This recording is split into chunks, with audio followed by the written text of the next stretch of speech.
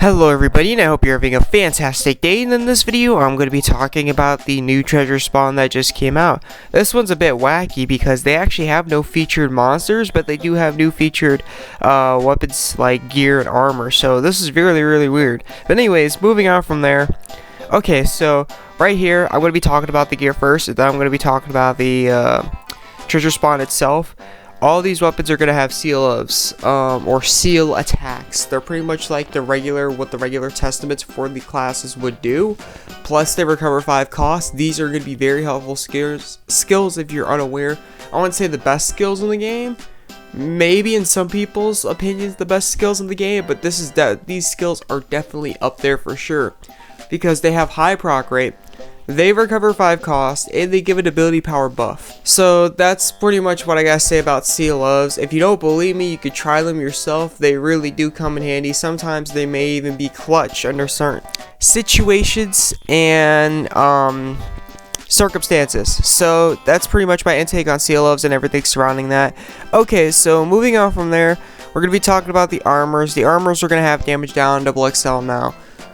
With damage down, double XL, damage down is pretty much, they have a magic, they have a physical. Damage down is both in one. So definitely just straight up damage down. If you are unaware or you're confused about how these work, physical and magical count as with these regular proc skills, right? You can add as many of them as you want on. It's okay, but only 2 of them at a time will proc. So with these, yes, even physical and magical damage down, even though they count technically as a different skill, they count under the same family of skills. So if you add both of those on, that's it. That's legitimately it. While if you have damage down, they're both in one. So damage down is both physical and magical damage down in one skill. That right there is going to be extremely helpful right off the bat. Okay, so from there, that's not debatable anymore. We know that damage down is going to be helpful, but what about damage down versus reflection double XL, perhaps say? Because reflection does what damage down does, except it reduces damage back of the attacker. Would that be better than damage down, AzureWrath? So shouldn't I save my gems for reflection double XL? My answer to that is, for the most part, no. And when I mean for the most part, I literally mean for the most part. And back in the day, for sure, reflection would have definitely came in handy. A reflection would have been probably clutch as ever could be. But there's a lot of people out there, especially if you're fighting endgame guilds. All endgame guilds will have reflection reduction. It's not debatable. All hands down, no questions asked, they will have reflection reduction. There will be a couple people out there though, in those guilds, that may not have reflection reduction because they might be tanking, they might be front lines, so they might rock the Stellar God gear instead for their defense constant skill and reduce just overall damage. But other than that, you will be finding people, especially if they're DPS orientated, most of the time they will have reflection reduction. So that's not, especially for guild battles, that is not debatable whether reflection or damage down comes in handy. And the reason I'm saying that is because with reflection actually has a lower proc rate than damage down. So if you want something to help tank and reduce more damage more consistently, damage down is a lot better of a choice than reflection, because with damage down it has a higher proc rate. The activation chance for damage down is higher than it is for reflection double XL. So when people were rocking these reflection reduction armors, which again, if you fight endgame guilds, there's a handful of people that are guaranteed to have it on. They're only going to be taking 1 damage back of themselves. So each time this reflection would activate, yes, they will be taking damage back, but it's only going to be at 1 damage for each hit that they will be taken back, because they have 2 reflection reductions on, and it literally reduces damage to that crazy amount. It literally reduces it to 1. So that's what I'm saying. Damage down for the most part would be helpful. There are a few times when you're in the duel room, or perhaps you're playing Coliseum, because Coliseum randomly matches everybody together. You may find somebody who is slipping, lacking, and does not have reflection reductions, and absolutely, when they're attacking, they think they will be good, and boom, that reflection kills them, legitimately. because there are classes, not classes, but there are people out there that are extremely squishy with their DPS classes, and they may have like extreme attack, but they have like no defenses. And I've seen it before. One time there was this rook with like legitimately only have reflection XLs or reflection XXLs, and there was 3 people left. This rook managed to kill all 3 people because he had insane defense, but it had reflection XXL. So it's still possible, though it is a lot harder. So for the most part, damage down XXLs would be a better choice than reflection XXLs, and that is my reason behind it and everything. So moving on from there, the last thing we have to talk about is the moves for these weapons. They all have special moves that can replace the attack. So yes, the attack's replaceable, but you have to get the moves from the weapons to actually replace it. They count as special attacks or something like that, or special abilities. My bad. I think they count as like special abilities. They have like an A surrounding the skill. Once you unequip the weapon, the skill becomes unavailable. So anyways, let's actually get into these and see if they're worth it. Okay, so we got Cherry Blossom Dance right here with an ability power of 80. It does physical damage 2 times using both attack and defense. It increases your character's attack and defense by 20% for 20 seconds. For sure, this is a really good move. It literally almost costs as much as the attack. It's got 5 cooldown time and 6 cost recovery. If you actually look at the attack right here, I do not kid you whatsoever. 4 and 5. So there's only a 1 cooldown difference, and there's only a 1 cost difference for a buff.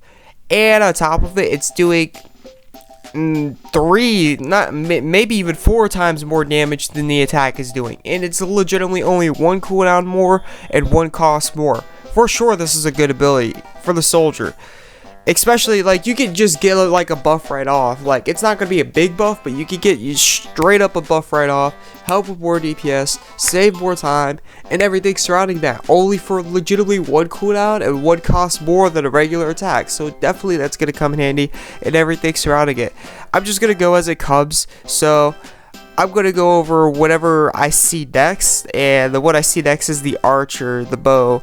So, not the bow, but the gun. Okay, so it's got Melody of Petals Descent. This right here is going to be a nice, really good ability as well to replace with the attack. I'm not sure if it's the best ability. They do have this ability called Mirage. I think I still have it equipped so that way you can see it. Yes, Mirage right here. Ability power of 130. It damages one enemy with physical magic damage that uses both your magic attack and regular attack, and if you manage to combo it with arrow, strafe, deadly, or imaginary shot, the ability power gets increased to 140, and it does like a little miniature buff as well. That's why I'm saying maybe Mirage may be more helpful, but if you don't use Mirage, this gun for sure is going to have one of, I think, the next best ability that you could use. With an ability power of 90, it damages one enemy with physical or magical damage 3 times at random. So that's straight up actually 270 ability power in total. It legit, like, this is 3 to 4 times more damage as well. Heck, maybe even 5 times if I'm correct, because the soldier I already said was like 3 times or 4 times more damage. So this is even more than the soldier. Yes, and again, it's only going to be 1 cooldown and 1 cost higher than a regular attack. So definitely that's going to come in handy. And it has its own little buff. It's going to increase your character's critical damage ability power by 20 for 20 seconds. So it may not be the best one because this is going to rely on proc rate, especially if you don't have fatals or Noah gear. This is going to be a lot harder to proc. I do have a crap ton of fatals, so this may not be as hard to proc for me, but compared to like actual stat buff, it's not consistent damage, so it's going to be a bit more scaly because criticals are not guaranteed to happen unless you like already boost your critical with like monsters, Noah gear, and everything surrounding that. It's not guaranteed to happen, so this buff is not guaranteed to come in handy for each attack, but it's definitely a nice buff, and it will eventually help out with your attack and damage and overall DPS. Anyways, moving on from there, we got the staff right here, Lambita of Falling Flowers. Literally the same thing about the soldier with this one. This one really comes in handy. Now, I think there are abilities that are around as good as this, if not as good as this. for the mage. I'm not sure because I don't really play the mage, but Lambent of Falling Flowers is also going to be around as helpful with the soldier. Again, it has significantly, it actually does a lot more, because with the mage, the regular attack does not help whatsoever. Mages don't use the regular attack unless they're trying to get Unison, because with the regular attack, by Unison I mean like they have Art of, so that way when they use their attack, the Art ofs can proc. But with regular attacks, they use physical attack, and because of that, mages were going to be doing almost no damage, if no damage, with the regular attack. So Lambent of Falling Flowers helps replace the regular attack right off the bat. Again, 1 cost, 1 cooldown extra for a significant difference in ability power, and it's going to give a buff on top of it. So definitely this is going to be something that's going to come in extreme handy. And then we got the Scythe right here. They have Floral Strike right here. Ability power for 150, damages 1 enemy with physical damage. And this one's going to increase your character's critical hit chance by 20% for 20 seconds. Okay, so with the Lancer has 2 types of DPS that you can actually rage from. Of course, like well known and like mainstream orientated, that is. I'm pretty sure you could do extra stuff with the Lancer that is a lot less official, but the official sets that are all hands down, no questions asked, just straight up out there are the Break. So you can become a Lancer that's orientated around Break, or you can become a Lancer that's orientated around critical. They have moves like Stake All or Dragon's Tail. Dragon's Tail helps increase the damage further using critical damage. It's in the ability as well. If you manage to get critical, like if it managed a critical hit, like it's in the combo. So even though the critical hit already gives an ability power buff, it's getting even more of an ability power buff through Dragon Tail. Stake also gonna help increase critical chance, and I forgot what else it does. And then Dragon Ripper, I think it is. Dragon Ripper is also going to be orientated around doing higher damage thanks to critical hitting. So a Lancer also has critical hits as one of their skills. Not skills, but one of their types of DPS they can do. So if you're definitely orientated around that, Floral Strike's gonna help. If you're not, then Floral Strike's not really worrisome. If you're a Break Lancer, I mean, personally, there are other moves out there that you can replace with the regular attack that do help Break. But if you want something that has more DPS, even if you are Break Lancer, this will come in handy. So I guess if you just have the regular attack, you need to replace it. It can come in handy. I mean, with my Lancer, I have Xmas Gift, so that way it has a 10% damage, 10% defense reduction, so I use that instead. But anyways, moving on from there, that's pretty much that move and everything surrounding it. And then we got Weeping Blossom right here. Weeping Blossom is pretty much an area refresh. Except this time you can replace it with the attack, remove status elements, and debuffs from one ally and their adjacent allies. That's a maximum of 3 allies. So it's the nearby allies is pretty much what actually allies is. So with this one, the cleric has an attack that pretty much can count as an ether exchange, an attack that can pretty much do what an ether exchange does, except instead of recover cost, it reduces ability cooldown times. They also have an attack, a weapon attack that helps heal. So they have one that heals, and now they have one with Mass Refresh. So this will be better to use in certain scenarios and situations than all those other moves. But the cleric has a lot of handy and helpful moves that can be replaced with the attack. So it isn't needed exactly, and especially not needed 24/7. There will be scenarios and situations though where if you get this for your cleric, it will come in handy. So that's my intake on Weeping Blossom and everything surrounding it, and that's my intake on the gear. So let's get to the treasure spawn, because this video is getting long and I'm terribly sorry about that, but when I have to talk about the regular attacks, I think that kind of happens. So anyways, moving on from there, let's get to this treasure spawn. Okay, so first time half off is going to be 15 gems. Afterwards, it's going to be 30. Each time you spawn, you're going to be able to get a chest, and you're going to be able to get 50 to 200 medals. And of course, they're going to have no raids whatsoever to actually obtain any of the new gear or any of the feature gear within the spawn tent itself. So you're going to have to use other methods that the treasure spawn offers to actually get the new gear, the new feature gear, and everything surrounding it. Like, the rates are so small, they're not even worth mentioning. Okay, so right here, of course, double chance is going to be activated. Double chance allows you to choose 2 chests, not 1, every after the first time half off, and every jackpot you hit. After every jackpot you hit, that is. So that's pretty much that. They're gonna have 6 chests. Okay, so let's look at here and see what they have to offer. Guinevere, Siegfried, or Yugstar, Dragon, Dora. By the way, with Guinevere and Dora, they just got their pots with this update. So with the treasure spawn, also came the update, and they just got their pots. So I guess they're trying to promote the monsters since they just got their pots. So that way you have, I guess it's just an extra way for them to earn money. That's actually not a bad idea. Personally though, I wish these were a tad bit more cheaper. For example, instead of the XP quest keys, you would have the medals. If that was the case, I think this would be one of the most, in return I mean more for your money treasure spawns out there, legitimately. I think this would be one of the best deals treasure spawn wise. I'm not going to say the best treasure spawn, but best deal treasure spawn wise, because everything you get is something that could be potentially helpful. Like, no matter which chest you get, it could be something helpful. But since there's that one XP quest key chest right there, you could get absolute garbage on your first 15 gems. It's going to be highly unlikely unless you get a weapon that you don't really like. But other than that, you should be good. So anyways, moving on from there, 900 to 1,300 in the jackpot, not bad.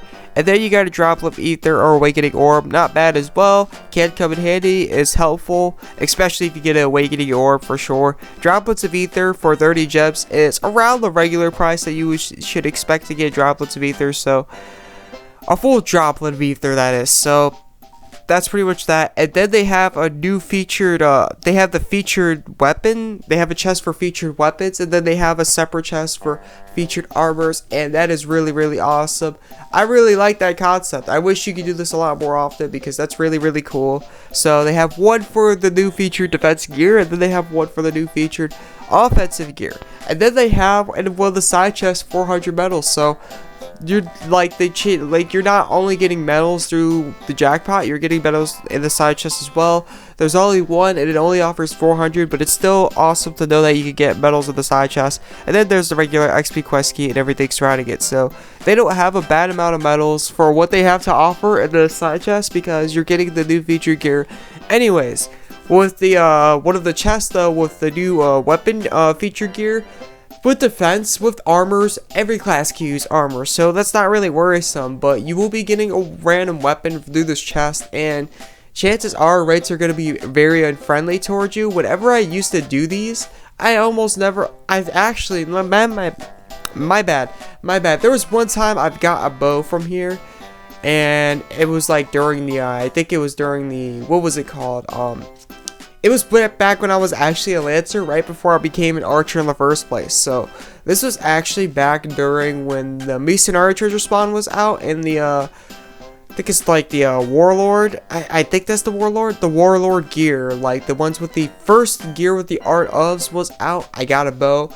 Other than that, it constantly kept giving me staffs and relics, and just back and forth staffs and relics, staffs and relics, staffs and relics. So that's all I've been getting from the chest. I'm unlucky with them, so I don't really count on them myself. But with the defense gear, that's very, very nice, because you're getting something that's going to be helpful either way with the new damage downs they have to offer. And that's really consistent compared to the actual price they have for the metal exchange. So let's go into that. So they do have a decent amount of everything in the not jackpot, but chest themselves. But I wish with the metal exchange they would kind of calm down with it, because it's still pretty dang pay to win. And yes, so if you're out there, if you're new, this may be a bit more free-to-play friendlier of a treasure spawn, but this is still going to be extremely pay to win. Chances are you're not going to get what you want on your first try unless you're going after, even if you are going after just one armor piece, it's pretty dang risky, because like 1 out of 6 chests will be containing these. So it's going to be still pretty dang hard to pull, believe it or not, the armor. You can absolutely do it on your first try, sure, but 1 out of 6 of these chests will be that, so the chances are against you. Keep that in mind. This is something you're gonna have to spawn multiple times before you get what you want. If you're just looking for the armor weapon, it's gonna be multiple times.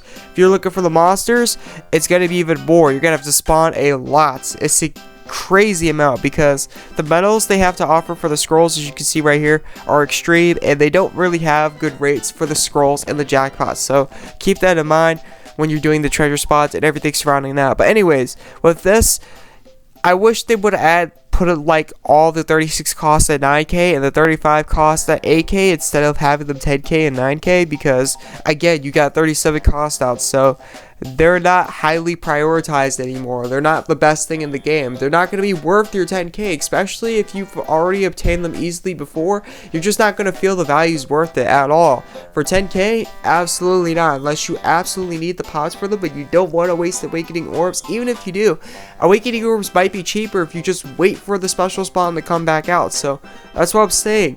10k is kind of crazy for a 36 cost nowadays. I think it should be down to, like, if you're making this game as logical as you are, A-Team, I personally think it should be 9k, and then Sig Freak, since it's a 35 cost, should be 8k instead. And then with the gear, I personally missed back when it was 2k medals. I'm not complaining all the way though, because with the treasure spawn, they do offer a decent amount of medals for sure. You get some of the side chests, and then you get a huge amount in the jackpot, so that is one flip side to it, but I personally wish it was still 2k. I remember back in the day when treasure spawns had, like, you only needed to get 2k medals to actually get the weapons or armor that you wanted. You can exchange them, you get them, and then you're off to go. So I wish that was still the case. I'm not complaining though, it's still a good price for what it has and everything surrounding it, but this is pretty much what they have. They also have a damage down XL instead of XXL. So if you're interested in that, you can grab that as well. 1,600 medals is what it is down here. They have the Hadouken armor. Not really the best skills in the game whatsoever. These are kind of outdated, especially with the 6 rigs coming out. Most people stop using these skills, if not all these skills that they have to offer with the Hadouken lance, weapon wise and armor wise. Reflection, XL, double XL will be the best choice, and personally I would choose damage down over reflection. So yeah, the Hadouken armor, not really, like, if you're not using it for elements, I wouldn't really worry about it whatsoever. So that's it. That's my intake and everything around the spawn. The spawn is a pretty good deal for what they have to offer. If you want armors and you can spawn multiple times, easy armors, all you gotta do is hit one of the side chests and you're getting the armors guaranteed. It may be physical defense orientated, it may be magical defense orientated, so you may get something a bit unbalanced with the defenses and it may work against you defense wise, but you're still getting the armor guaranteed, and it's still guaranteed to be damaged down. So that's one thing that's guaranteed. It cannot be changed. Even if A-Team does give you crappy rates overall, you're still getting armors that are going to be helpful skill wise for sure, and they're going to be the highest cost in the game. So just straight up off the bat, all you gotta do is get the chest for them. So that right there is very, very awesome. Weapons may be hard. They do have a lot of metal, so that way you can exchange for the stuff and then metal exchange. And because of that, that's really dang awesome, because you may only got to get 2 jackpots like they did before to actually obtain like the weapons and armors and stuff like that. So that's all for this video. Thank you for tuning in. Thank you for watching, and I hope this helped out. This is the AzureWrath, and I'll catch you in the next video. I'm out. Peace.